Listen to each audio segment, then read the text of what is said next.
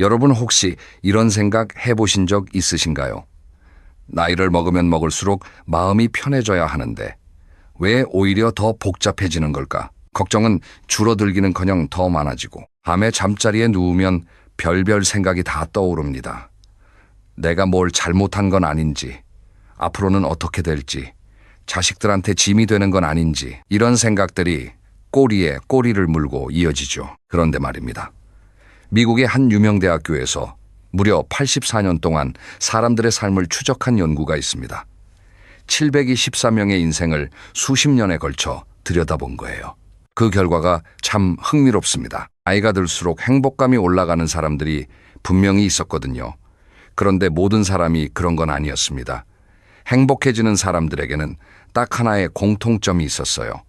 그게 뭐냐고요? 오늘 이 영상에서 그 비밀을 하나하나 풀어드리겠습니다.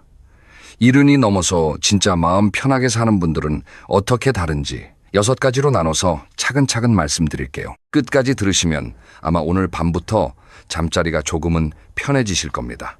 자, 그러면 첫 번째 이야기부터 시작하겠습니다. 비우면 비로소 보이는 것들, 내려놓기의 기술입니다. 여러분 집에 안 쓰는 물건이 얼마나 있으신가요? 옷장을 한번 열어보세요.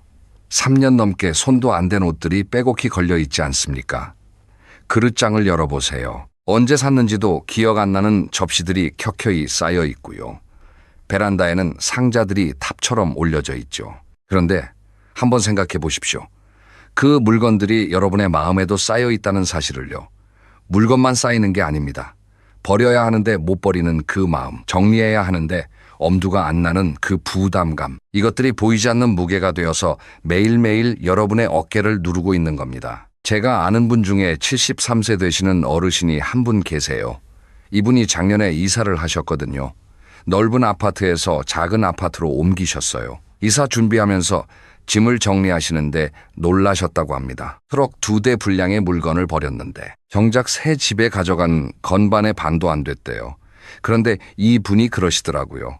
짐을 줄이고 나니까 숨통이 트이는 것 같다고. 집이 작아졌는데 마음은 오히려 넓어진 것 같다고요. 이게 바로 비움의 힘입니다. 물건을 비우면 공간이 생기고 공간이 생기면 마음에도 여유가 생깁니다. 꼭 이사를 하지 않더라도 괜찮아요. 오늘 당장 서랍 한 칸만 정리해 보십시오. 필요 없는 것 10개만 골라서 비닐봉지에 담아보세요. 그 작은 행동 하나가 여러분의 마음을 얼마나 가볍게 하는지 직접 느끼실 수 있을 겁니다. 그런데 비워야 할 것이 물건만 있는 게 아닙니다. 마음속에도 비워야 할 것들이 있어요. 오래된 서운함, 풀리지 않은 갈등, 누군가에 대한 미움, 이런 감정들도 물건처럼 마음속에 차곡차곡 쌓여 있거든요. 그리고 이게 물건보다 훨씬 더 무겁습니다. 한 가지 방법을 알려드릴게요. 종이를 한 장 꺼내시고 펜을 드세요. 그리고 지금 여러분의 마음을 무겁게 하는 것들을 적어보세요. 사람 이름이 될 수도 있고 어떤 사건이 될 수도 있고 후회되는 선택이 될 수도 있습니다. 다 적으셨으면 하나하나 읽어보세요. 그리고 스스로에게 물어보는 겁니다. 이걸 계속 안고 살면 내가 행복해질까? 아마 대부분은 아니어일 겁니다. 그러면 그 종이를 접어서 쓰레기통에 버리세요. 물론 종이를 버린다고 감정이 한 번에 사라지지는 않습니다.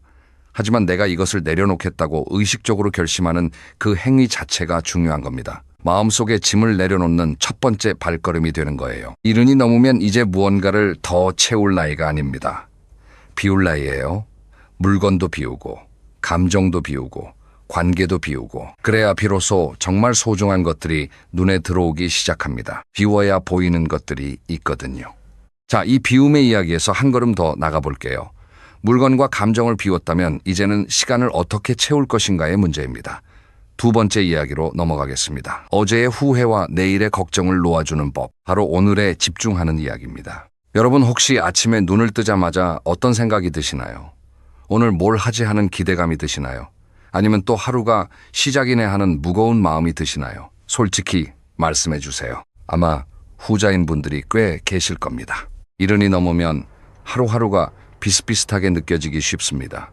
특별한 일정도 없고 어디 가잔 이 몸이 예전 같지 않고 그러다 보면 자연스럽게 과거를 떠올리게 됩니다. 그때 그렇게 하지 말걸. 그때 왜 그런 선택을 했을까? 아들한테 그런 말 하지 말걸. 며느리한테 좀 더 잘해줄걸. 이런 후회들이 꼬리에 꼬리를 물고 이어지죠. 그러다가 문득 미래가 걱정됩니다. 건강이 더 나빠지면 어떡하지? 돈이 모자라면 어떡하지? 아프면 누가 돌봐주지? 이런 걱정들이 머릿속을 가득 채우죠. 결국 지금 이 순간은 어디 가고 과거의 후회와 미래의 불안 사이에서 오늘이 통째로 사라져버리는 겁니다. 여기서 한 가지 재밌는 이야기를 해드릴게요. 유명한 심리학자가 이런 실험을 했습니다. 사람들에게 하루 동안 자기 생각을 기록하게 했어요. 언제 무슨 생각을 하는지 적으라고 한 거죠. 그랬더니 놀라운 결과가 나왔습니다. 사람들이 하루에 하는 생각 중에서 거의 절반이 과거 아니면 미래에 관한 거였어요. 현재에 대한 생각은 절반도 안 됐다는 겁니다. 우리가 하루의 반을 여기 있으면서도 여기 없는 상태로 살고 있다는 뜻이에요. 그렇다면 어떻게 해야 오늘에 집중할 수 있을까요? 거창한 방법이 필요한 게 아닙니다. 아주 간단한 것부터 시작하면 됩니다. 첫째, 아침에 눈을 뜨면 오늘 내가 기대되는 것 한 가지를 떠올려 보세요. 꼭 거창한 게 아니어도 좋습니다. 오늘 아침에 된장찌개를 끓여 먹어야지. 오늘은 날씨가 좋으니까 공원 산책을 해야지. 오늘 오후에는 친구한테 전화를 해야지. 이렇게 작은 기대 한 가지만 있어도 하루가 달라집니다. 둘째, 뭔가를 할 때 그 행위에 온전히 집중해 보세요. 밥을 먹을 때 밥맛에 집중하세요. 텔레비전을 보면서 숟가락만 움직이지 마시고 이 쌀이 어디서 왔을까? 이 김치 맛이 참 좋다. 이렇게 지금 먹고 있는 음식에 마음을 두어 보세요. 산책을 할 때도 마찬가지입니다.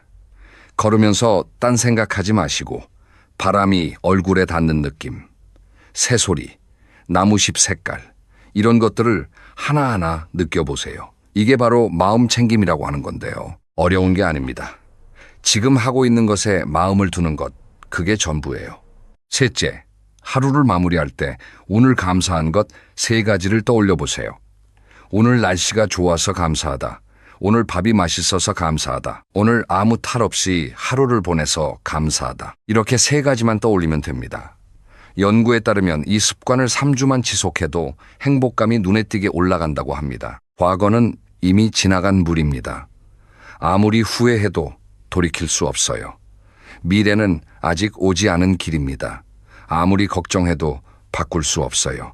우리가 정말로 살 수 있는 시간은 오직 지금 이 순간뿐입니다. 70이 넘어서 마음이 편한 사람들은 이걸 아는 사람들이에요. 어제를 붙잡지 않고 내일을 두려워하지 않고 오늘에 충실한 사람들입니다. 자, 그런데 오늘에 집중하려면 한 가지 걸림돌이 있습니다. 바로 사람입니다. 아무리 마음을 가다듬어도 누군가가 내 마음을 흔들어 놓잖아요. 3번째 이야기로 넘어가겠습니다. 관계의 재배치입니다. 곁에 두어야 할 사람과 거리를 두어야 할 사람을 구분하는 이야기예요. 여러분, 솔직히 한번 생각해 보십시오. 지금 여러분 주변에 있는 사람들 중에서 만나고 나면 기분이 좋아지는 사람이 몇 명이나 됩니까? 반대로 만나고 나면 괜히 기분이 축 가라앉는 사람은 몇 명인가요? 아마 후자가 적지 않을 겁니다. 나이가 들면 인간관계가 자연스럽게 줄어든다고 합니다. 직장 동료들과는 멀어지고 동네 사람들도 하나둘 이사를 가고 친구들도 건강 문제로 만나기가 어려워지죠. 그래서 남아있는 관계에 더 매달리게 됩니다. 설령 그 관계가 나를 힘들게 하더라도요. 그런데 여기서 한 가지 중요한 사실을 말씀드릴게요. 아까 처음에 말씀드린 유명 대학교의 84년 추적 연구. 그 연구에서 밝혀진 행복의 가장 큰 비밀이 바로 이겁니다. 좋은 관계가 우리를 행복하고 건강하게 만든다. 돈도 아니고 명예도 아니고 건강도 아니고 관계입니다. 그런데 주의하셔야 할 것이 있어요. 그냥 관계가 아니라 좋은 관계입니다. 나쁜 관계는 오히려 건강을 해칩니다. 그러면 좋은 관계와 나쁜 관계는 어떻게 구분할까요? 간단합니다. 그 사람을 만나기 전과 만난 후에 내 에너지를 비교해 보세요. 만나기 전에 기대가 되고 만난 후에 뿌듯하면 좋은 관계입니다. 반대로 만나기 전에 부담되고 만난 후에 지쳐 있으면 그건 나쁜 관계예요. 한 가지 예를 들어볼게요. 이웃에 사시는 75세 할머니 한 분이 계셨어요. 이 할머니는 매주 토요일마다 옛날 직장 동료 모임에 나가셨습니다. 그런데 그 모임에 가실 때마다 돌아와서는 꼭 속이 상하셨대요. 왜냐면 그 모임에 유독 남의 험담을 좋아하는 분이 한 명 있었거든요. 누구네 아들은 이혼했다더라. 누구네 며느리는 시어머니한테 전화도 안 한다더라. 이런 이야기들을 듣고 오면 기분이 안 좋은 게 당연하잖아요. 그래서 이 할머니가 용기를 내셨습니다. 토요일 모임을 그만두신 거예요. 대신 평소에 마음이 맞는 친구 2명하고만 자주 만나기로 하셨어요. 일주일에 한 번씩 번갈아 가면서 집에서 차를 마시기로 한 거죠. 그랬더니 어떻게 됐을까요? 삶의 질이 완전히 달라졌다고 합니다. 만나면 웃고 서로 안부를 묻고 간식을 나누어 먹고 돌아오면 마음이 따뜻했대요. 여러분도 한번 정리를 해보십시오. 종이를 꺼내서 가운데 선을 하나 그으세요. 왼쪽에는 만나면 기분 좋은 사람들의 이름을 적으시고 오른쪽에는 만나면 에너지가 빠지는 사람들의 이름을 적어보세요. 그리고 왼쪽 사람들에게 더 많은 시간을 쓰세요. 오른쪽 사람들과는 조금씩 거리를 두시면 됩니다. 거리를 둔다는 게 싸우라는 뜻이 아닙니다. 인사를 안 하라는 것도 아니에요. 다만 내 에너지를 그 사람에게 쏟는 시간을 줄이는 겁니다. 전화가 오면 짧게 받고 만남을 요청하면 정중하게 다음에 하자고 하시면 됩니다. 미안해할 필요 없어요. 이른이 넘으면 남은 시간을 어디에 쓸지 선택할 권리가 있으니까요. 그리고 한 가지 더 말씀드릴 게 있습니다. 가족 관계도 재배치가 필요합니다. 자식에 대한 기대를 내려놓는 게 중요해요. 많은 어르신들이 자식이 자주 찾아오지 않는다고, 전화를 잘 안 한다고 서운해하십니다. 그 마음 충분히 이해합니다. 하지만 생각을 한번 바꿔보세요. 자식들이 바쁘다는 건 잘 살고 있다는 뜻이에요. 연락이 뜸하다는 건 별일 없이 지내고 있다는 의미고요. 자식한테 기대하는 마음을 조금만 내려놓으면 놀라운 일이 생깁니다. 서운함이 줄어들면서 오히려 관계가 좋아져요. 전화가 올 때 반갑게 받게 되고 만남이 있을 때 즐겁게 보내게 됩니다. 기대가 없으니 실망도 없고 실망이 없으니 서운함도 없어요. 이게 바로 관계의 마법입니다. 자, 여기까지 마음의 짐을 비우고 오늘에 집중하고 관계를 정리하는 이야기를 했습니다. 그런데 아무리 마음이 편해도 몸이 아프면 소용이 없잖아요. 네 번째 이야기입니다. 몸이 편해야 마음도 편하다. 이런 이후의 건강 루틴에 대해 말씀드리겠습니다. 여러분 주변에 보면 같은 나이인데도 어떤 분은 정정하시고 어떤 분은 많이 쇠약해져 계시죠. 그 차이가 어디서 올까요? 유전도 있겠지만 대부분은 일상의 작은 습관에서 갈립니다. 거창한 운동을 하라는 게 아닙니다. 매일 꾸준히 할 수 있는 아주 소소한 것들이 쌓여서 건강을 지키는 겁니다. 첫째, 걷기입니다. 일은 넘어서 할 수 있는 가장 좋은 운동이 뭐냐고 의사한테 물어보면 열의 9은 걷기라고 답합니다. 그런데 중요한 건 어떻게 걷느냐예요. 그냥 느릿느릿 걷는 것만으로는 부족합니다. 약간 숨이 찰 정도로. 옆 사람과 대화는 할 수 있지만 노래는 부르기 어려운 정도의 빠르기면 딱 좋습니다. 하루에 30분이면 충분합니다. 한 번에 30분이 부담되시면 아침에 15분, 저녁에 15분으로 나눠도 됩니다. 중요한 건 매일 하는 겁니다. 비가 와도 우산 쓰고 동네 한 바퀴. 눈이 와도 실내에서 제자리 걸음. 하루도 빠지지 않고 30분 걷는 것. 이것만 해도 심장과 혈관 건강이 크게 좋아지고 기분도 좋아지고 잠도 잘 오게 됩니다. 둘째, 스트레칭입니다. 이른이 넘으면 근육과 관절이 뻣뻣해지기 시작합니다. 아침에 일어날 때 몸이 뻣뻣한 거 다들 느끼시죠? 이럴 때 바로 벌떡 일어나지 마시고 침대에 누운 채로 기지개를 쭉 켜세요. 양팔을 머리 위로 쭉 뻗고 발끝까지 쭉 펴보세요. 그 다음에 무릎을 세워서 좌우로 천천히 넘겨보세요. 이것만 5분 해도 몸이 완전히 달라집니다. 저녁에 자기 전에도 마찬가지예요. 의자에 앉아서 양팔을 크게 돌려주시고 목을 좌우로 천천히 기울여 주시고 앉은 채로 허리를 좌우로 비틀어 주세요. 5분이면 됩니다. 아침 5분, 저녁 5분, 하루에 딱 10분만 투자하시면 몸이 훨씬 부드러워지는 걸 느끼실 겁니다. 셋째, 물 마시기입니다. 나이가 들면 갈증을 잘 못 느낍니다. 목이 마르지 않으니까 물을 안 마시게 되죠. 그런데 우리 몸은 물이 부족하면 여러 가지 문제가 생깁니다. 변비가 생기고 피부가 건조해지고 혈액이 끈끈해져서 혈관 건강에도 안 좋아요. 하루에 물 8잔을 목표로 하세요. 한꺼번에 많이 마시지 말고 조금씩 자주 마시는 게 좋습니다. 넷째, 잠입니다. 나이가 들면 잠이 줄어든다고들 하시죠. 새벽 4시, 5시에 눈이 떠져서 다시 잠들기가 어려우시다는 분들 많으십니다. 그런데 수면은 몸과 마음의 회복에 정말 중요합니다. 잠이 부족하면 기분이 예민해지고 기억력이 떨어지고 면역력도 약해집니다. 밤에 잠이 잘 안 오신다면 몇 가지 방법을 시도해 보세요.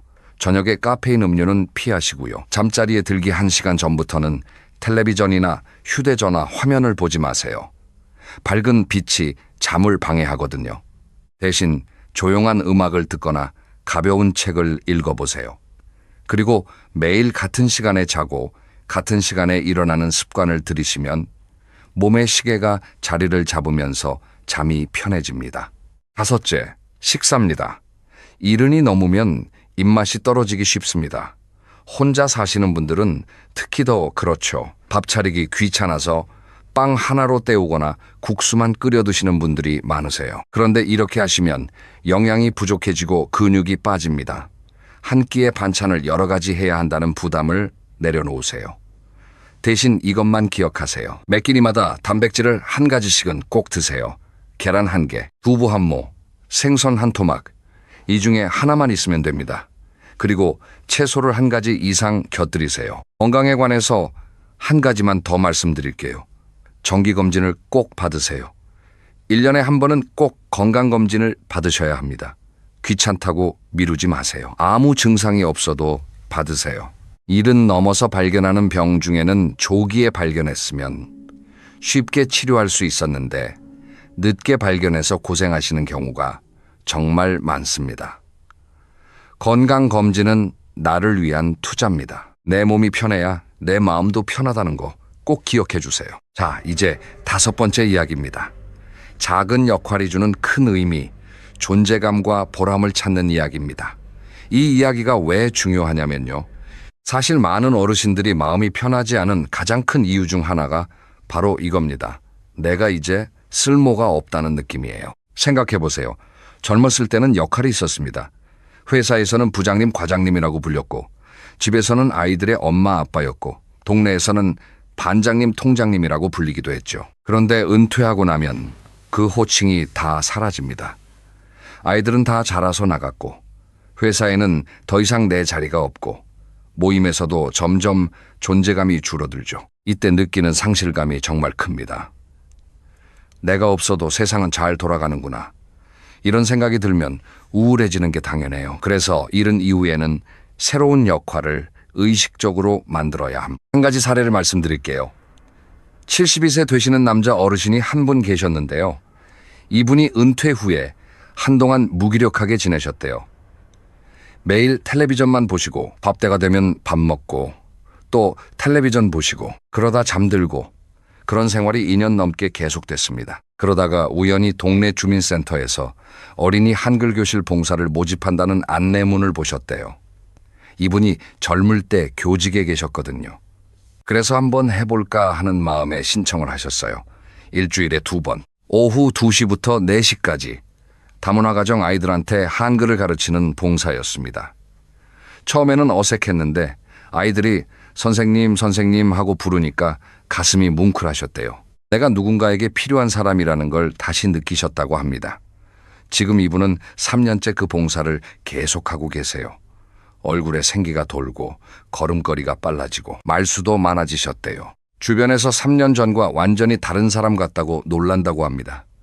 역할이 하나 생겼을 뿐인데 삶 전체가 달라진 거예요.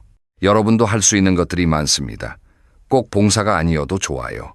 손주를 돌보는 것도 역할입니다. 일주일에 한 번 손주를 봐주시는 것만으로도 가족 안에서 여러분의 존재감은 빛이 납니다. 텃밭을 가꾸는 것도 역할이에요.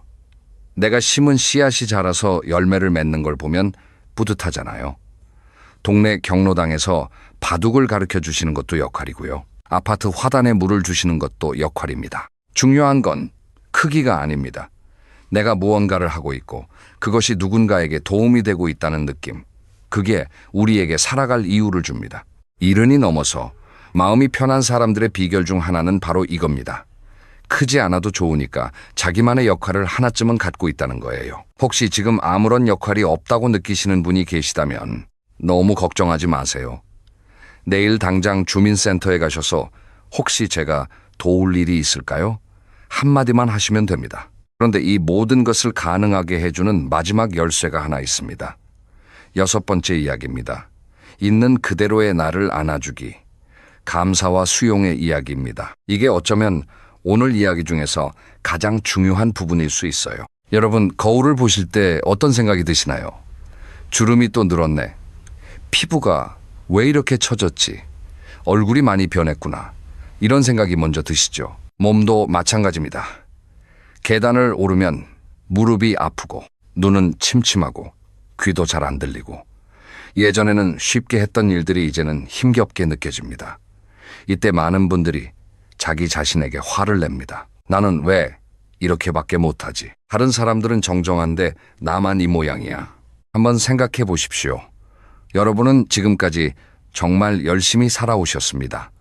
전쟁 후에 어려운 시절을 견뎌내셨고 맨손으로 가정을 일궈내셨고 자식들을 키우셨고 세상의 온갖 풍파를 다 겪으셨습니다. 그렇게 수십 년을 달려온 몸이 이제 좀 쉬고 싶다고 신호를 보내는 건 당연한 거예요.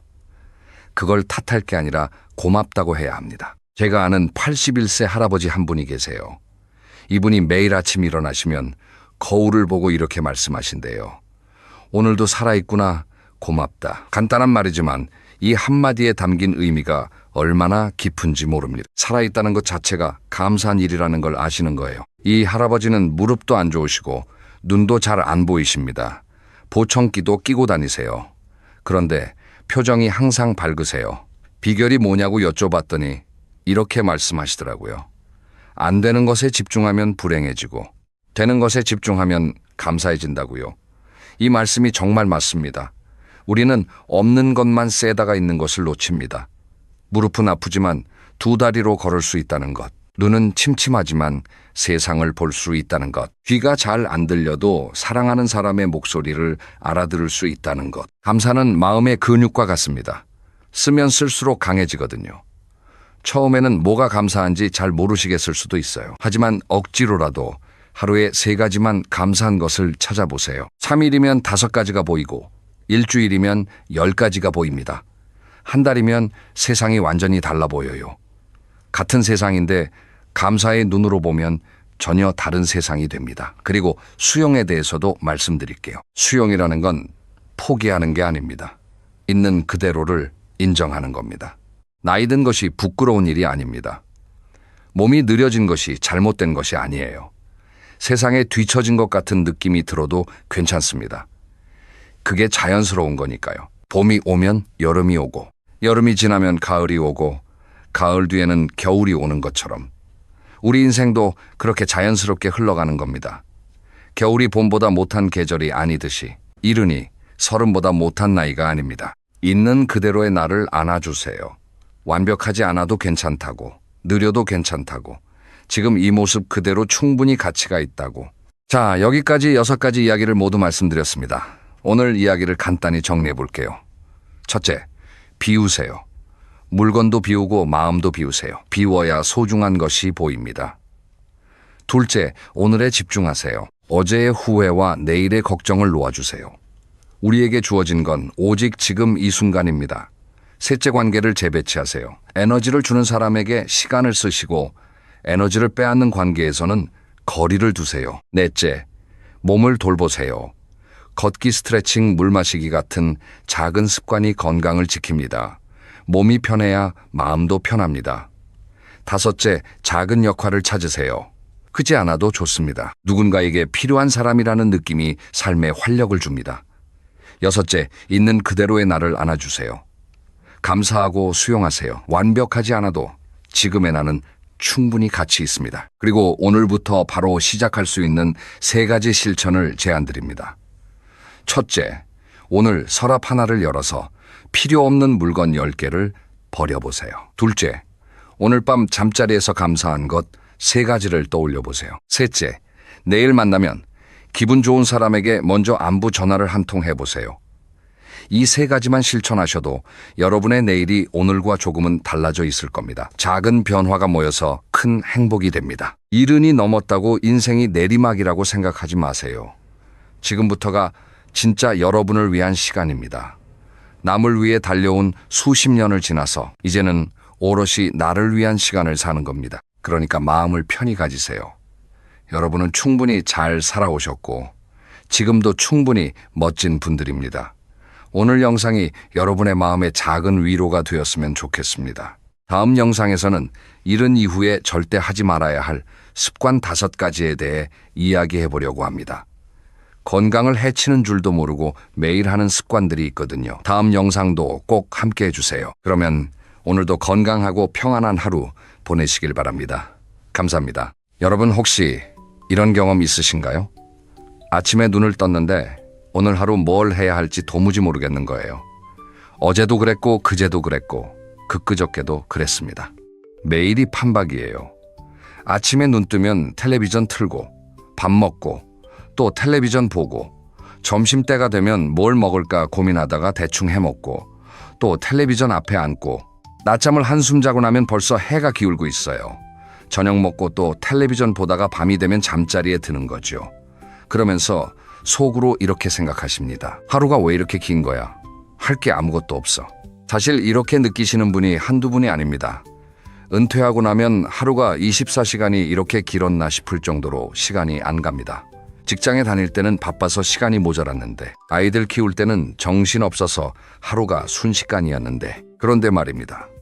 여기서 정말 재미있는 사실이 하나 있어요. 취미 활동을 꾸준히 하는 어르신들은 그렇지 않은 분들에 비해서 우울감이 훨씬 적고인지 기능도 더 오래 유지된다는 연구 결과가 있습니다. 쉽게 말하면 취미가 있는 분들은 더 건강하고 더 행복하게 오래 사신다는 뜻이에요. 그런데 여기서 문제가 하나 있습니다. 취미라고 하면 많은 분들이 이렇게 생각하세요. 취미 생활 하려면 돈이 들잖아. 골프를 치려면 장비에 회원권에 돈이 얼마야. 여행을 가려면 교통비에 숙박비에 또 돈이고 악기를 배우려면 악기도 사야 하고 학원비도 내야 하고 그러니까 돈 없으면 취미도 못 가지는 거야. 맞습니다. 돈이 드는 취미들이 분명히 많습니다. 하지만 오늘 제가 알려드리는 10가지 취미는 전혀 다릅니다. 돈이 한 푼도 안 들거나 거의 안 드는 것들만 골랐어요. 집에서 할 수 있는 것도 있고 밖에서 할 수 있는 것도 있고 오늘 이 10가지를 끝까지 들으시면 아마 내일부터 하루가 짧게 느껴지실 겁니다. 할 게 너무 많아서요. 오늘 밤 잠자리에서 내일은 뭘 먼저 해볼까 하고 설레는 마음이 드실 수도 있어요. 자, 그러면 첫 번째 취미부터 시작하겠습니다. 첫 번째는 걷기 산책입니다. 아니 산책이 무슨 취미야 하고 생각하실 수 있어요. 그냥 걷는 건데 뭐가 대단하다고. 그냥 걷는 건 뭐냐면요. 슈퍼에 갈 때 걷고 병원 갈 때 걷고 은행 갈 때 걷는 거잖아요. 목적지가 있으니까 빨리 도착하려고만 하지 주변을 둘러보지 않습니다. 하지만 취미로서의 산책은 다릅니다. 목적지가 없어요.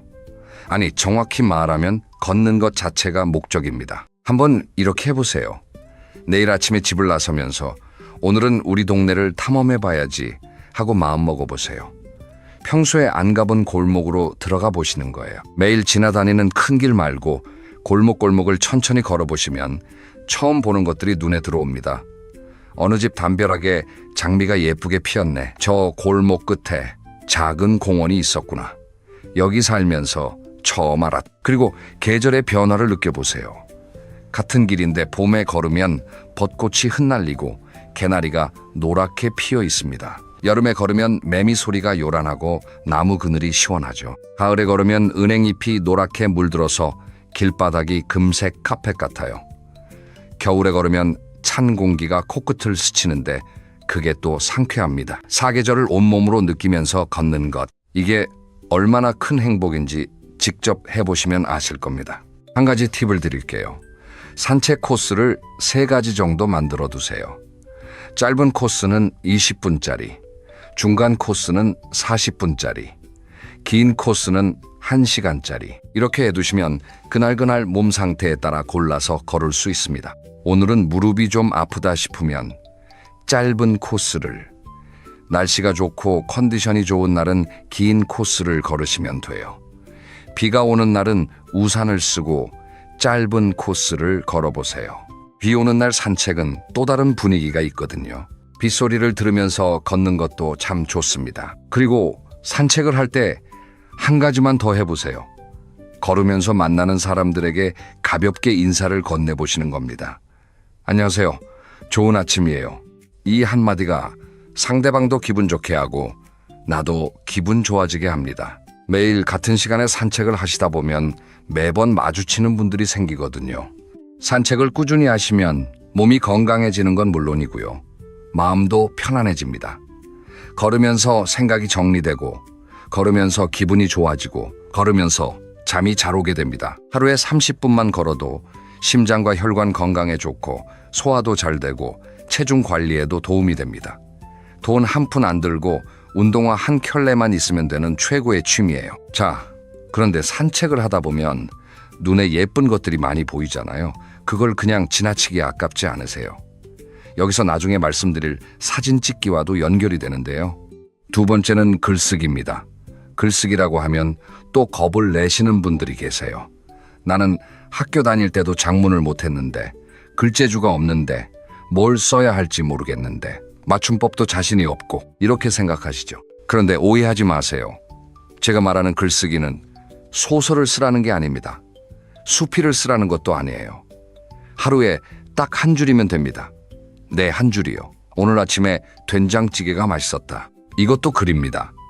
오늘 공원에서 비둘기를 봤는데 통통해서 웃겼다. 이것도 훌륭한 글이에요. 오늘 며느리가 전화를 해서 기분이 좋았다. 이것도 충분합니다. 그런데 이 한 줄이 쌓이면 놀라운 일이 벌어집니다. 하루에 한 줄이면 한 달에 30줄이 됩니다. 1년이면 365줄이에요. 3년이면 1000줄이 넘습니다. 나중에 노트를 펼쳐서 쭉 읽어보시면 내가 이런 날을 살았구나 하면서 감동을 받으실 거예요. 이게 바로 세상에 단 하나뿐인 나만의 인생 기록이 되는 겁니다. 그리고 글을 쓰면 머리가 좋아집니다. 오늘 뭐가 있었지 하고 하루를 떠올리는 것 자체가 기억력 훈련이거든요. 아침에 뭘 먹었더라, 산책을 갔었나 안 갔었나, 누구한테 전화가 왔었지. 이렇게 하루를 되짚어보는 과정에서 뇌가 활발하게 움직입니다. 그리고 그걸 문장으로 정리하는 과정에서 생각이 정돈돼요. 한 가지 더 추천드리고 싶은 방법이 있습니다. 손주에게 편지를 쓰는 거예요. 꼭 보내지 않아도 괜찮습니다. 노트에 적어두기만 하셔도 돼요. 할아버지가 어렸을 때는 말이다, 학교에 갈 때 신장로를 걸어서 다녔단다. 할머니가 너 엄마를 키울 때는 분유가 귀해서 고생을 많이 했단다. 이런 이야기들을 써두시면 나중에 손주가 커서 읽었을 때 얼마나 소중한 선물이 되겠어요. 혹시 글씨 쓰기가 힘드신 분은 휴대전화 메모장에 적으셔도 됩니다. 요즘 휴대전화는 목소리로도 글을 쓸 수 있으니까 말로 하시면 자동으로 글자가 되기도 해요. 방법은 상관없습니다. 중요한 건 하루에 한 줄이라도 나의 기록을 남기는 거예요. 글쓰기에 필요한 건 노트 한 권과 펜 한 자루 뿐입니다. 자, 세 번째 취미로 넘어갈게요. 세 번째는 라디오 듣기입니다. 여러분, 요즘 라디오 들으시나요? 아마 텔레비전만 보시는 분들이 대부분이실 겁니다. 텔레비전은 눈을 잡아먹습니다. 화면 앞에 계속 앉아 있어야 하잖아요. 화면에서 눈을 떼면 내용을 놓치니까 다른 일을 하면서 보기가 어렵죠. 결국 소파에 앉아서 화면만 쳐다보는 시간이 길어집니다. 하지만 라디오는 다릅니다. 귀로만 들으면 되니까요. 설거지를 하면서 들을 수 있고, 빨래를 개면서 들을 수 있고, 스트레칭을 하면서 들을 수 있습니다. 텃밭에 물을 주면서 들을 수도 있고요. 산책을 하면서 이어폰으로 들을 수도 있어요. 라디오의 가장 큰 매력이 뭔지 아세요? 사람 목소리가 곁에 있다는 느낌입니다. 혼자 사시는 분들은 이게 정말 큰 위안이 돼요. 하루 종일 아무도 없는 조용한 집에서 라디오를 틀면 누군가가 나에게 말을 걸어주는 것 같거든요.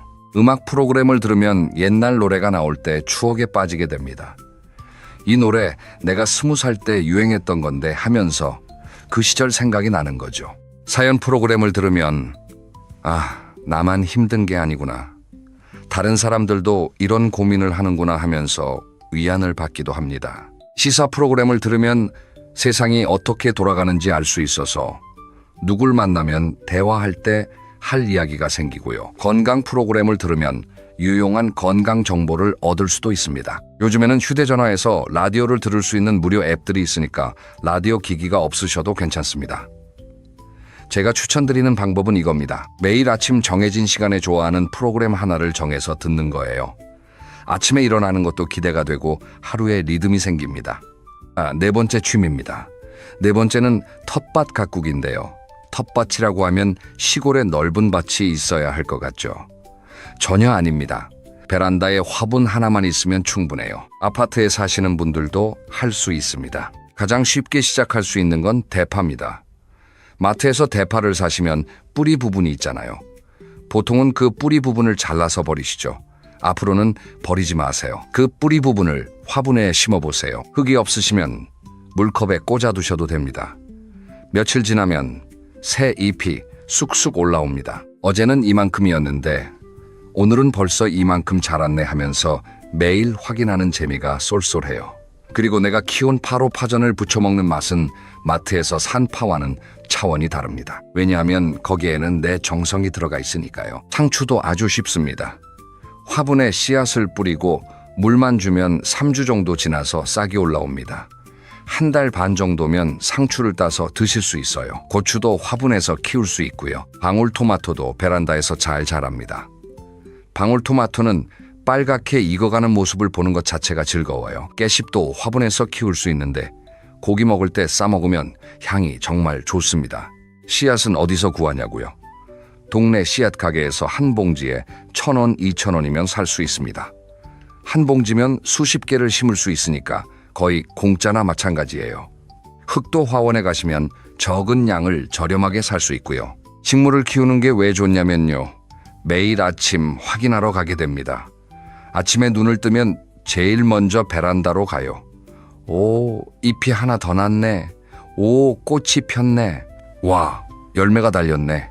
이런 작은 변화를 발견할 때마다 기분이 좋아져요.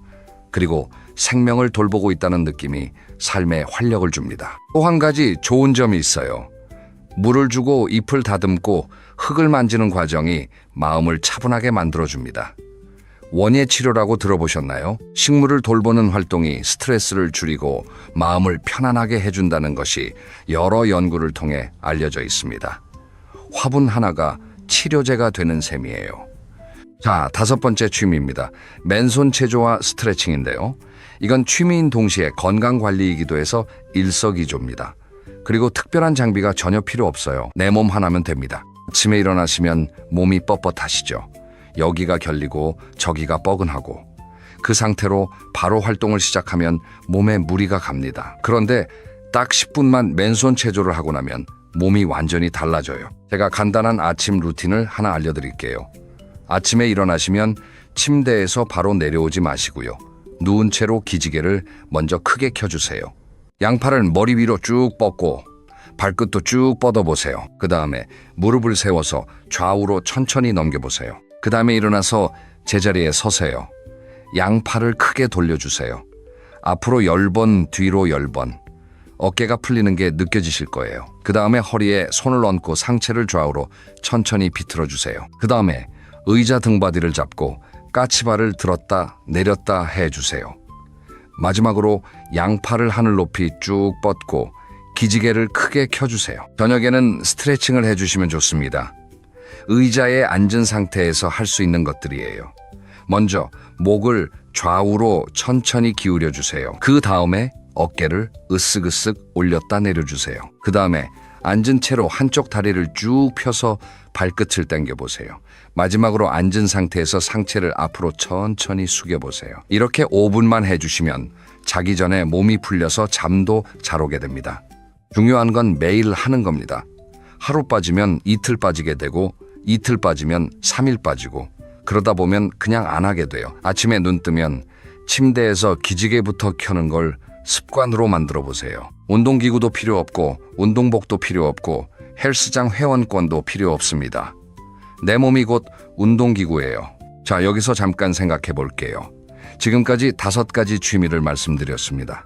산책, 글쓰기, 라디오 듣기, 텃밭, 가꾸기, 맨손 체조, 이 5가지만 해도 하루가 꽉 차지 않습니까? 아침에 일어나서 침대에서 기지개 켜고 맨손 체조하고 라디오 틀어놓고 아침 준비하고 산책 나가서 동네 한 바퀴 돌고 돌아와서 베란다 텃밭에 물 주고 저녁에 오늘 있었던 일 한 줄 적고 스트레칭하고 잠자리에 들고 6번째 취미는 도서관 나들이입니다. 여러분 동네에 도서관이 있다는 거 알고 계시죠? 그런데 마지막으로 도서관에 가본 게 언제인가요? 그런데 요즘 도서관은 옛날 도서관과 많이 다릅니다.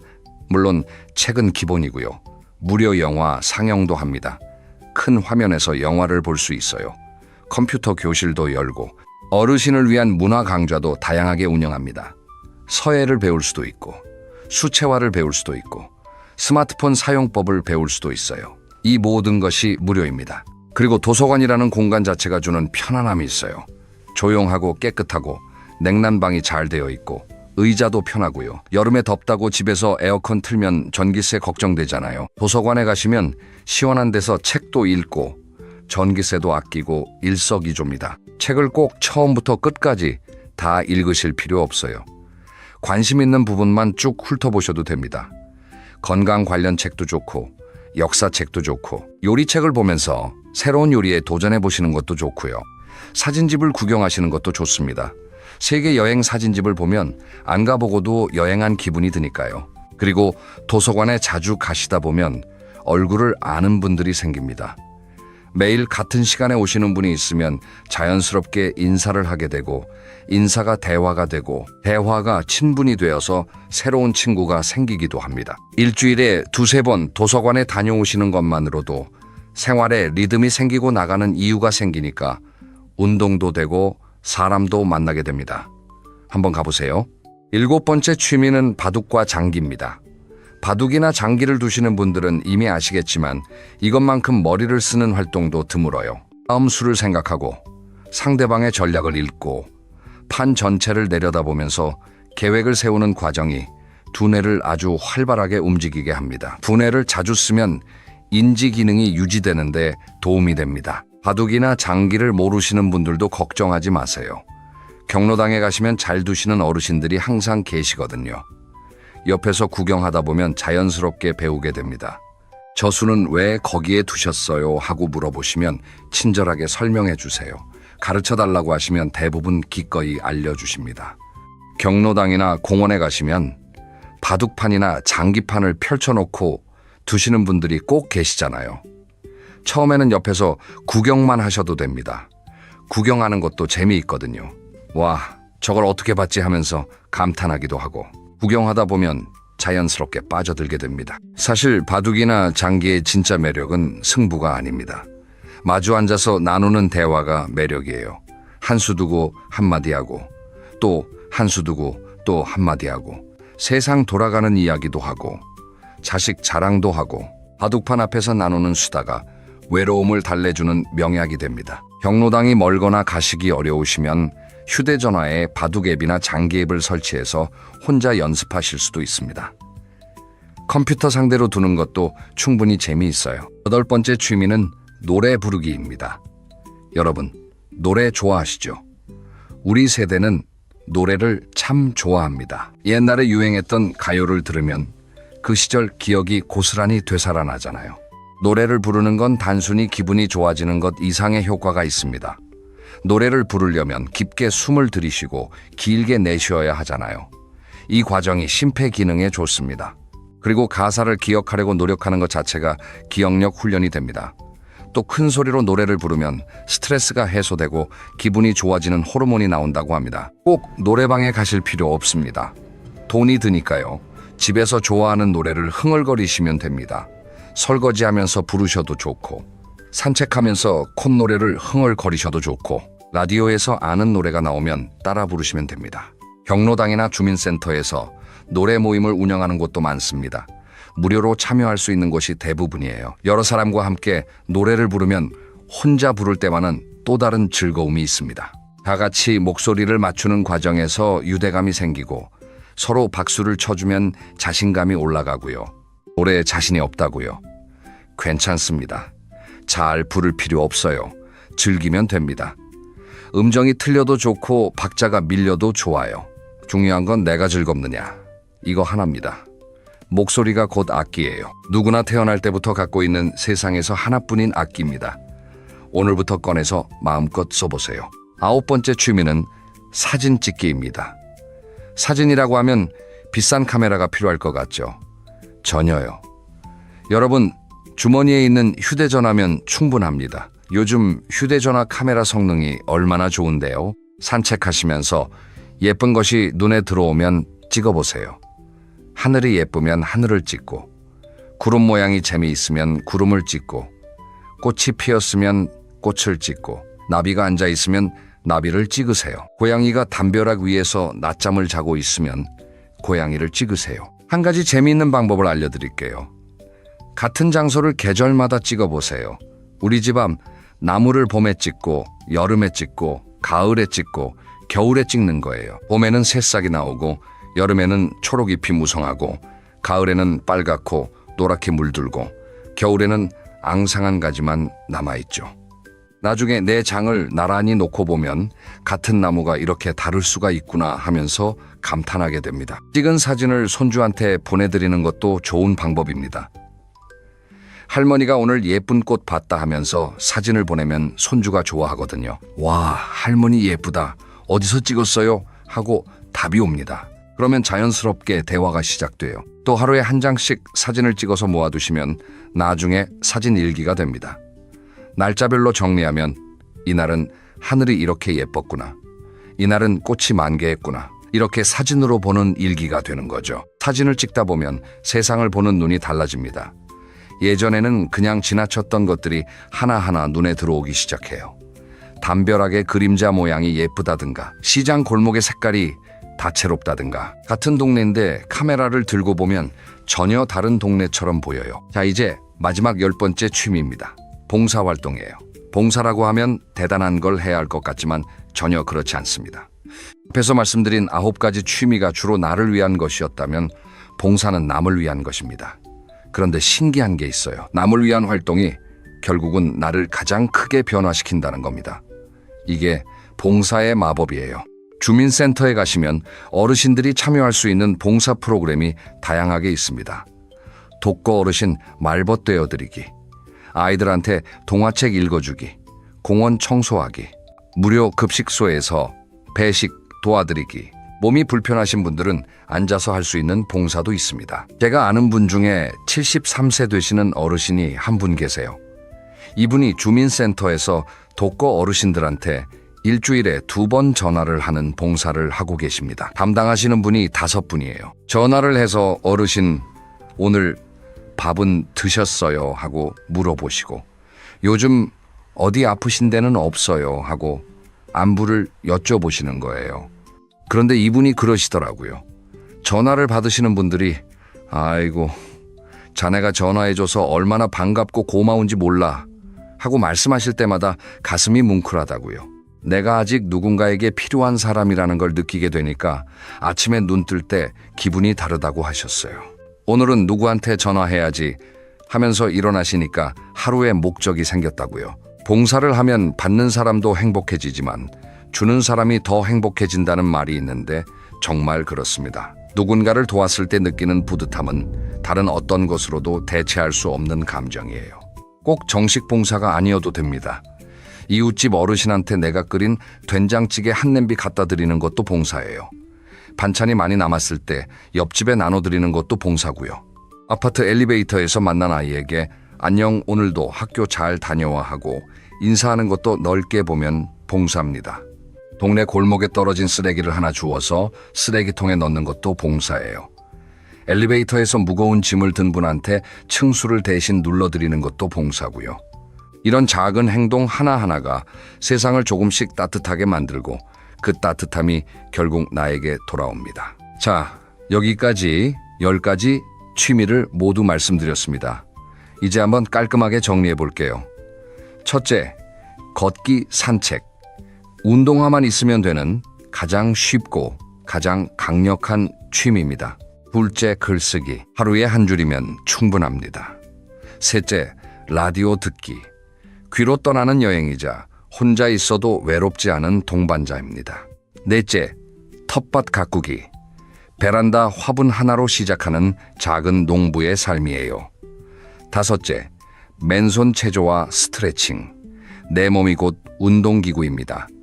여섯째, 도서관 나들이. 무료로 누리는 지식과 문화의 보물창고이자 새로운 친구를 만날 수 있는 사랑방이에요. 일곱째, 바둑과 장기. 머리를 쓰면서 사람도 만나는 두 가지 즐거움이 있습니다. 여덟째, 노래 부르기. 누구나 갖고 태어난 악기인 목소리를 마음껏 써보세요. 아홉째, 사진 찍기. 휴대전화 하나면 세상이 나만의 갤러리가 됩니다. 열째, 봉사활동. 남을 돕는 것이 결국 나를 가장 크게 살립니다. 이 10가지 중에 전부 다 하실 필요는 없습니다. 마음에 드는 것 두세 가지만 골라서 시작해보세요. 처음부터 완벽하게 하려고 하지 마시고요. 그냥 해보는 거예요. 중요한 건 완벽하게 하는 게 아니라 일단 시작하는 겁니다. 오늘부터 바로 할 수 있는 것 3가지를 제안드립니다. 첫째, 내일 아침에 일어나서 동네 산책을 20분만 해보세요. 아무 생각 말고 그냥 천천히 걸어보세요. 평소에 안 가본 골목으로 들어가 보시고요. 둘째, 오늘 저녁에 노트를 꺼내서 한 줄을 써보세요. 오늘 있었던 일 중에서 가장 기억에 남는 것 한 가지만 적으시면 됩니다. 딱 한 줄이면 돼요. 셋째, 내일 아침에 라디오를 한번 틀어보세요. 어떤 채널이든 좋습니다. 30분만 들어보세요. 텔레비전과는 다른 분위기가 집안에 퍼지는 걸 느끼실 겁니다. 이 3가지 중에 하나만 하셔도 충분합니다. 하나가 습관이 되면 자연스럽게 다른 것도 해보고 싶어지거든요. 그게 취미의 힘입니다. 돈이 없어서 취미를 못한다는 말은 오늘 이후로 하지 마세요. 세상에는 돈 한 푼 안 들이고도 할 수 있는 즐거운 일들이 이렇게나 많습니다. 중요한 건 돈이 아니라 마음입니다. 해볼까 하는 그 마음 하나면 충분해요. 나이가 많아서 못한다는 말도 하지 마세요. 나이는 숫자일 뿐입니다. 시작하기에 늦은 나이란 없어요. 여러분의 하루가 텔레비전 앞에서 끝나지 않았으면 좋겠습니다. 오늘 알려드린 취미들 중에 하나라도 시작하셔서 내일부터는 하루가 너무 짧다고 느끼시길 바랍니다. 할 게 많은 하루는 살아있다는 느낌을 줍니다. 그리고 그 느낌이 여러분을 더 건강하고 더 행복하게 만들어줄 겁니다. 다음 영상에서는 나이 들어서 꼭 끊어야 할 나쁜 습관들에 대해 이야기해 보려고 합니다. 본인은 모르는데 건강을 갉아먹고 있는 습관들이 있거든요. 다음 영상도 꼭 함께 해주세요. 오늘도 건강하고 즐거운 하루 보내시길 바랍니다. 감사합니다. 여러분, 오늘 한 가지 질문으로 시작하겠습니다. 살면서 가장 서러운 순간이 언제라고 생각하십니까? 돈이 없을 때? 몸이 아플 때? 물론 그것도 힘듭니다. 하지만 진짜 서러운 건 따로 있습니다. 오랫동안 믿었던 사람한테 뒤통수를 맞는 순간입니다. 그것도 수십 년을 함께한 사람한테 말입니다. 오늘 이야기는 소주 3병에서 시작됩니다. 금액으로 치면 15,000원 정도밖에 안 되는 돈입니다. 그런데 이 15,000원이 40년 넘는 우정의 무게를 한 번에 저울질해버렸습니다. 듣고 나시면 아마 깜짝 놀라실 겁니다. 그리고 동시에 여러분 주변에도 혹시 이런 사람이 있지 않은지 떠올리시게 될 겁니다. 오늘 영상에서는 돈 앞에서 본색을 드러내는 사람의 심리, 내가 잘 되면 오히려 배 아파하는 사람의 특징, 그리고 말년에 반드시 정리해야 할 관계와 그 구체적인 방법까지 전부 다루겠습니다. 끝까지 들으시면 여러분의 남은 인생이 훨씬 가벼워지실 거라고 감히 말씀드립니다. 자, 그럼 이야기 속으로 들어가 보겠습니다. 서울 외곽의 한 작은 도시에 영호 씨라는 분이 살고 계셨습니다. 올해 66살, 평생을 성실하게 일하고 몇 해 전에 은퇴한 평범한 가장입니다. 영호 씨에게는 40년 넘게 알고 지낸 친구가 한 명 있었습니다. 이름은 재수 씨라고 하겠습니다. 둘은 25살 때 같은 공장에서 처음 만났습니다. 함께 야근도 하고 퇴근 후에 소주도 기울이면서 형제처럼 지내왔습니다. 결혼식에도 서로 들러리를 섰고 자녀가 태어났을 때도 가장 먼저 축하 전화를 한 사이였습니다. 영호 씨는 늘 이렇게 생각했습니다. 재수는 내 인생에서 가족 다음으로 소중한 사람이다. 피는 못 속인다고 하지만 40년 전이면 피보다 진한 거 아닌가 이렇게 믿었던 겁니다. 그런데 은퇴하고 나서 조금씩 이상한 일이 생기기 시작했습니다. 예전에는 못 느꼈던 것들이 하나둘 눈에 보이기 시작한 겁니다. 어떤 것이었냐면 바로 돈과 관련된 아주 작은 행동들이었습니다. 예를 들어볼까요? 한 달에 두세 번 정도 둘이서 동네 식당에서 만나 저녁을 먹곤 했습니다. 소주 한두 병에 찌개 하나 시켜놓고 세상 돌아가는 이야기를 하는 소박한 자리였습니다. 그런데 가만히 돌이켜보니 계산은 거의 매번 영호 씨가 했습니다. 혜수 씨는 계산할 때쯤 되면 화장실에 가거나 전화가 왔다면서 슬쩍 자리를 피했습니다. 한두 번이면 우연이라 할 수 있습니다. 그런데 이게 1년 넘게 반복되니까 아무리 넉넉한 사람이라도 마음 한쪽이 불편해지기 시작합니다. 그래도 영호 씨는 속으로 이렇게 합리화했습니다. 재수도 형편이 어려운가 보지. 40년 우정인데 밥값 좀 내면 어떤가. 이런 식으로 넘겨버린 겁니다. 그러던 어느 가을 저녁이었습니다. 둘이서 오래간만에 단골 식당에 앉았습니다. 그날따라 분위기가 좋아서 소주를 3병까지 마셨습니다. 안주도 이것저것 추가했고 계산서를 보니 7만 원이 좀 넘었습니다. 영호 씨는 그날만큼은 한번 말을 꺼내봤습니다. 야, 오늘은 네가 좀 내라. 나도 은퇴하고 나니까 용돈이 빠듯하다. 그런데 재수 씨의 반응이 예상 밖이었습니다. 갑자기 얼굴이 굳더니 이렇게 말했습니다. 야, 너 그거 좀 치사하다. 우리가 그런 사이야? 고작 밥값 가지고. 그러고는 벌떡 일어나서 나가버렸습니다. 영호 씨는 혼자 앉아서 멍하니 남은 소주를 바라봤습니다. 7만 원을 내달라는 말이 아니었습니다. 오늘 한 번만 네 차례라는 뜻이었는데 돌아온 건 치사하다는 말 한마디였습니다. 여러분, 여기서 잠깐 생각해 보시겠습니다. 이 이야기에서 진짜 치사한 사람은 누구입니까? 40년 동안 거의 매번 얻어먹고도 한번 내달라는 말에 화를 내며 일어선 사람. 그 사람이 과연 친구라 부를 수 있는 사람입니까? 영호 씨는 그날 밤 집에 돌아와서 잠을 이루지 못했다고 합니다. 화가 나서가 아니라 서러워서였습니다.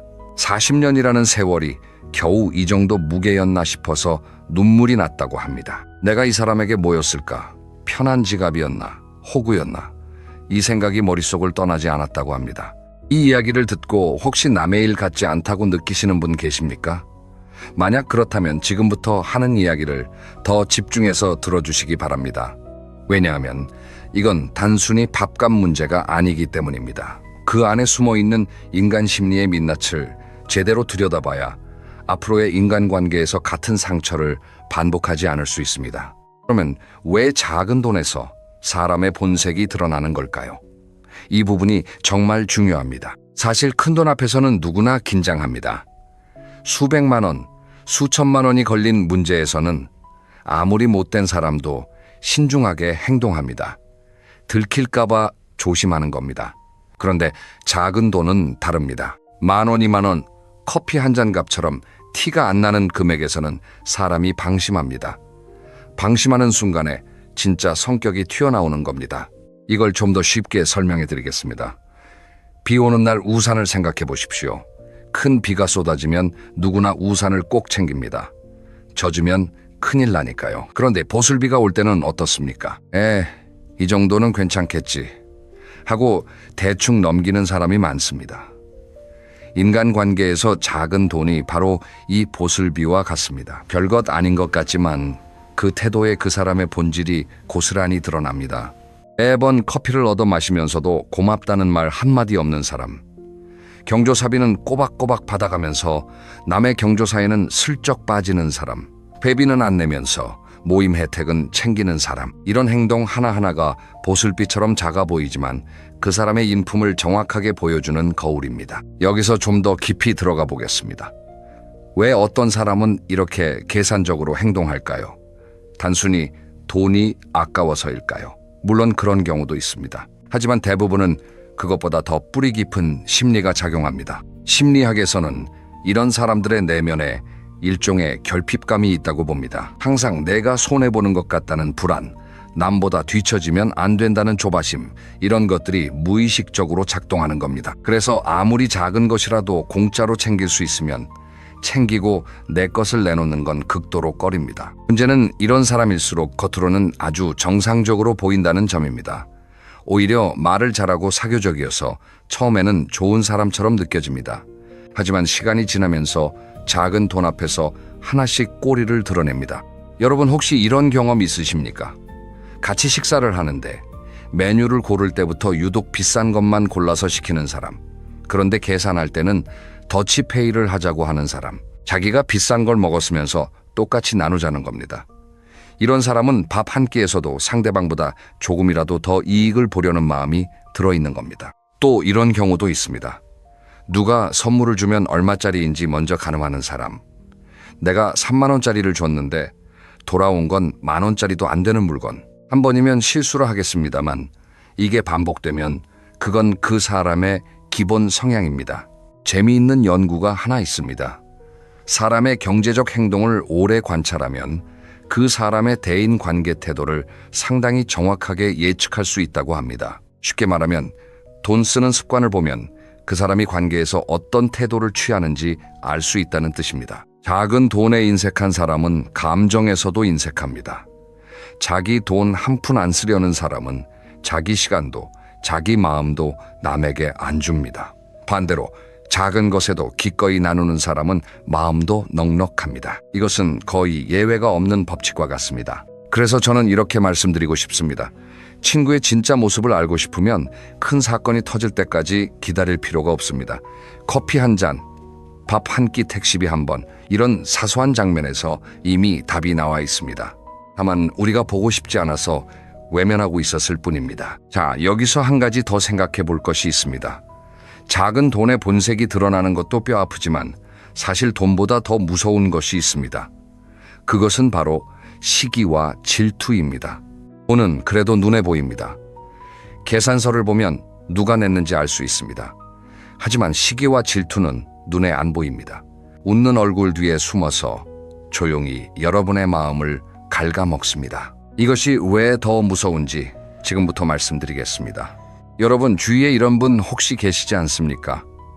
내가 좋은 소식을 전했을 때 진심으로 기뻐해 주는 것 같으면서도 어딘가 표정이 자연스럽지 않은 사람, 말로는 축하한다, 잘됐다 하면서 눈빛이 따라가지 않는 사람. 예를 들어 보겠습니다. 영호 씨가 은퇴 후에 작은 텃밭을 시작했습니다. 손수 키운 채소가 제법 잘 자라서 주변에 나눠주기도 하고 소소한 재미를 느끼고 있었습니다. 그런데 재수 씨에게 이 이야기를 했더니 돌아온 반응이 이랬습니다. 에이, 그거 해봐야 얼마나 되겠어. 차라리 그 시간에 다른 거 해라. 별것도 아닌 일에 호들갑이야. 듣는 순간 기분이 묘해집니다. 틀린 말은 아닌 것 같은데 왜 이렇게 찝찝할까? 그 찝찝함의 정체가 바로 시기입니다. 친구가 작은 행복이라도 느끼고 있는 게 자기 입장에서는 불편한 겁니다. 그래서 교묘하게 물을 끼얹는 겁니다. 충고하는 척, 걱정하는 척 포장하면서 말입니다. 이런 패턴은 자녀 이야기에서 더 선명하게 드러납니다. 중장년 세대에서 자녀 이야기는 아주 민감한 주제입니다. 내 자식이 좋은 직장에 들어갔다, 결혼을 잘했다, 이런 이야기를 했을 때 진짜 친구라면 어떤 반응을 보일까요? 와, 정말 대단하다. 그동안 고생한 보람이 있네. 자네 참 잘 키웠어. 이런 반응이 자연스럽습니다. 그런데 시기심이 있는 사람은 다릅니다. 표면적으로는 축하를 하지만 곧바로 자기 자식 이야기로 넘어갑니다. 그래? 우리 아들도 요즘 승진했어.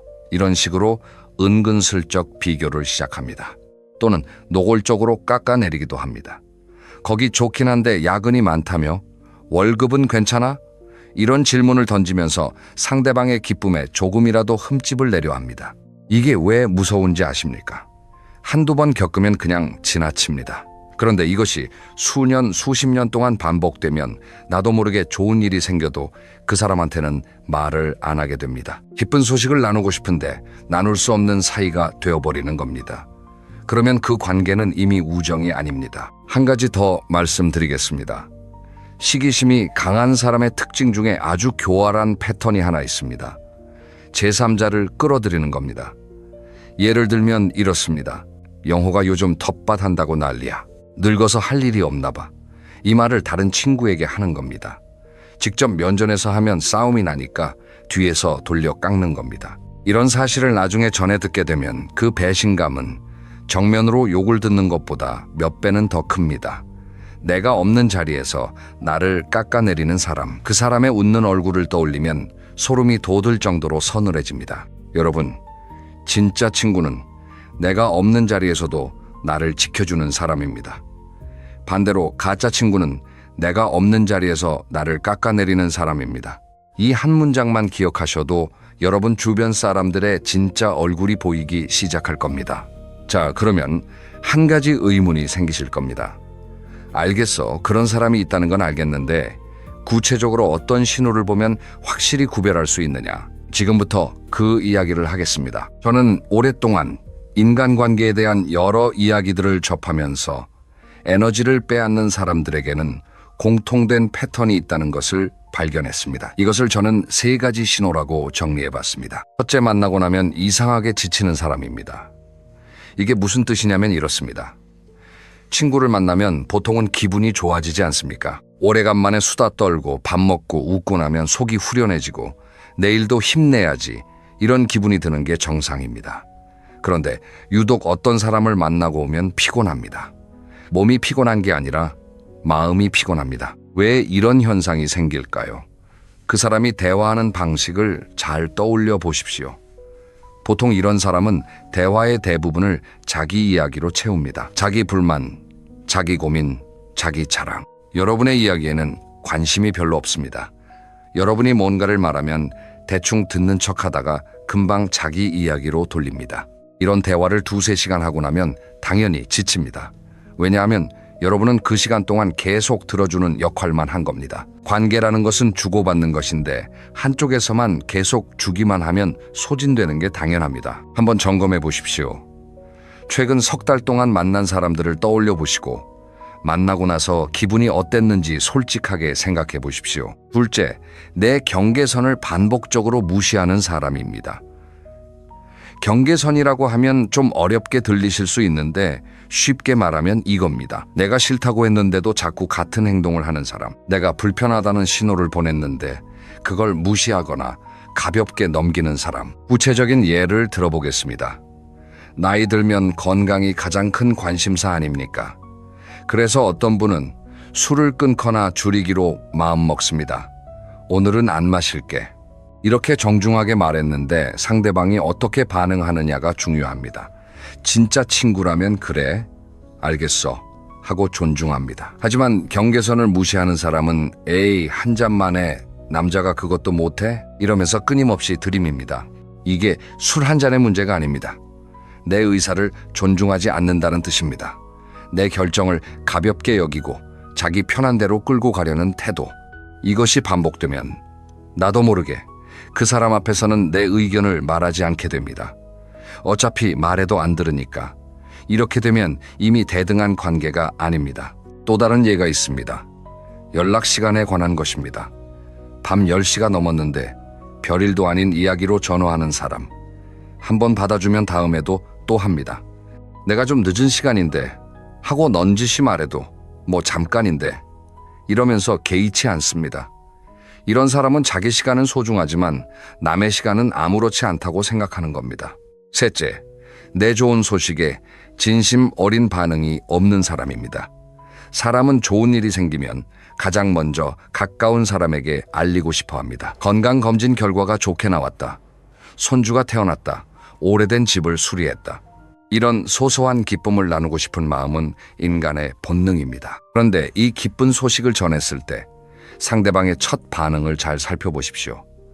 정말로 기뻐해주는 사람은 표정부터 다릅니다. 눈이 커지고 목소리가 올라가고 진심으로 좋아하는 게 느껴집니다. 반면에 시기심이 있는 사람은 반응이 미묘하게 늦습니다. 아, 그래? 잘 됐네. 이렇게 한 박자 늦게 덤덤하게 반응합니다. 이 3가지 신호 중에 한 가지라도 반복적으로 나타나는 사람이 있다면 한 발짝 물러서서 그 관계를 객관적으로 바라볼 필요가 있습니다. 오래 알았다는 이유만으로 유지하기에는 여러분의 남은 시간이 너무 소중합니다. 여기까지 들으시면 많은 분들이 이런 생각을 하실 겁니다. 맞아, 내 주변에도 그런 사람 있어. 그런데 수십 년을 알고 지낸 사이인데 어떻게 끊어? 나이 들어서 친구 하나 더 잃으면 외로워지는 거 아닌가? 이런 걱정이 드시는 거 충분히 이해합니다. 그래서 지금부터 관계를 정리하는 구체적인 방법에 대해 말씀드리겠습니다. 무작정 연락을 끊으라는 이야기가 아닙니다. 현실적이고 건강한 방법을 알려드리겠습니다. 먼저 가장 중요한 원칙 하나를 말씀드립니다. 모든 관계를 한꺼번에 끊으려 하지 마십시오. 관계 정리는 갑자기 문을 닫는 게 아니라 서서히 창문을 조절하는 것과 같습니다. 구체적으로 어떻게 하느냐? 첫째, 연락 빈도를 자연스럽게 줄이십시오. 둘째, 만남의 형태를 바꾸십시오. 둘이서만 만나는 자리를 피하고 여러 명이 함께하는 자리에서만 만나는 겁니다. 셋째, 내 감정의 통장 잔고를 점검하십시오. 이게 무슨 말이냐면 인간관계도 은행 통장과 같습니다. 좋은 관계는 서로 입금하고 출금하면서 잔고가 늘어납니다. 상대방이 나에게 좋은 에너지를 주면 입금, 내가 상대방에게 주면 출금.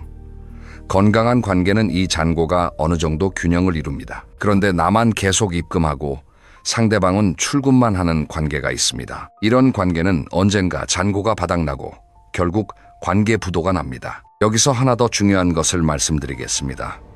관계를 정리한다고 해서 미움을 가지라는 게 아닙니다. 미워하면 내가 더 힘듭니다. 미움이라는 감정은 상대방한테 가는 게 아니라 내 안에 머물면서 나를 갉아먹습니다. 그러니까 정리라는 건 미워하겠다가 아니라 더 이상 에너지를 쓰지 않겠답니다. 마음속으로 이렇게 말해보십시오. 그 사람은 그 사람대로 살아가겠지. 나는 나대로 살겠다. 이렇게 담담하게 놓아주는 겁니다. 혹시 이 말이 와닿지 않으시는 분을 위해 비유를 하나 더 들겠습니다. 우리 집 화분을 생각해 보십시오. 화분에 심은 식물이 아무리 물을 주고 햇빛을 줘도 시들어가면 어떻게 합니까? 안타깝지만 내 잘못이 아닙니다. 그 식물의 뿌리가 이미 썩었기 때문입니다. 아무리 정성을 쏟아도 살릴 수 없는 관계가 있습니다. 그때는 새로운 화분에 새 흙을 담고 건강한 씨앗을 심어야 합니다. 자, 여기서 어떤 분은 이렇게 생각하실 수 있습니다. 나이 60이 넘어서 새로운 인연을 어디서 만들어? 이미 늦은 거 아닌가? 충분히 이해합니다. 하지만 이것은 사실이 아닙니다. 오히려 인생 후반에 만드는 인연이 더 진실됩니다.